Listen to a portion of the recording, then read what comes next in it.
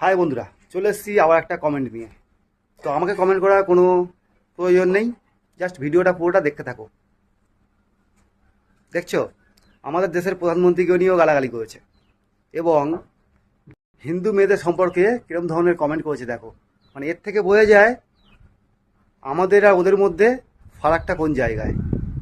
আমি সবাইকে বলছি না, যারা এরকম টাইপের কমেন্ট করেছে, যারা এরকম টাইপের চিন্তা ভাবনা করে, তাদের কথাই বলছি। আর সেই সব মানুষদেরকে বলছি যারা এরকম টাইপের কমেন্ট করেছে, তাদেরকে মনে হয় পাকিস্তানে জন্ম দিয়েছে, মনে হয়।